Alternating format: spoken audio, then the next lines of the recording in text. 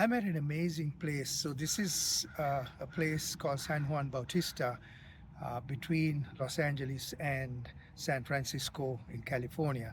So this mission, this area, if you see the vista there, this place was established around mid 17, about 1750, and the mission itself, the church itself, was built in 1797. So it's a part of what's called the El Camino Real. El Camino Real is 21 missions that started from San Diego. It was called Capistrano, and then went all the way over I think sort of over 200 years, they built the final mission north of San Francisco. And they were moving up, and they were working with, they were converting the indigenous people in all of these areas to Catholicism, and I suppose as they were trying to get them to work in these farms as they were opening up these areas. So Roman Catholicism is very close to my heart. Even though I grew up in a Buddhist home, I grew up in a Roman Catholic neighborhood in Sri Lanka, Kandy, Sri Lanka, in an area called Katugastata. And there was a huge St. Anthony's College there, and the St. Anthony's Church, and there was a Carmelite convent. So I've had a strong influence on both Buddhism and Catholicism. So this is why I feel there's a certain sort of a special, how can I say this? When I go back in my time, special memories. So when I see a place like this, it brings those memories alive for me. And see the beautiful bell tower that's there.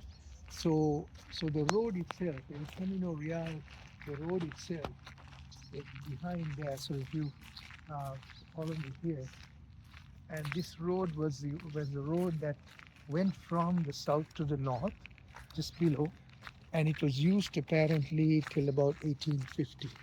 And below that is the St. Andreas Fault. So there's a fault line here, as most of us know, in California. There's an earthquake fault line, and that falls behind here.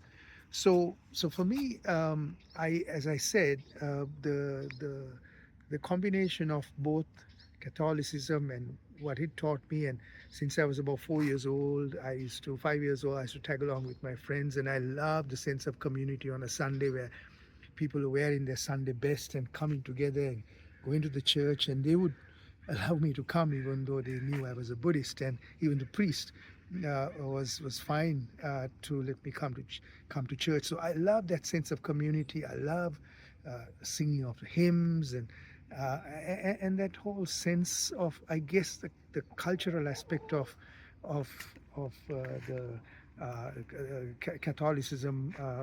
I'm really a part of me, and there's I just want to show there's a hen walking around here.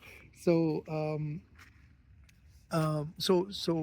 how do I reconcile my Catholic influence with my Buddhist influence? So I then had the luxury of having somebody to ask for forgiveness on one side, but on the other side, I also knew that my actions had a karmic effect on the other side. So this combination, so I've lived with this paradox all my life, and I'm okay with this paradox, and why not, right? And life is a paradox anyway. So this is why I just thought, as we are traveling through to San Francisco, we stopped by this beautiful place, and there's such a lot of history here too. So there's a hotel called the Plaza Hotel in the background. It's built in 1850. There's an old heritage street on the other side too. So all of that is then sort of giving me a nice combination of kind of the Buddhist philosophy. I don't call it a religion as such. It's a way of life, and the Catholic religion, which has influenced me very strongly throughout my life. All right, well, until next time, be well, be happy.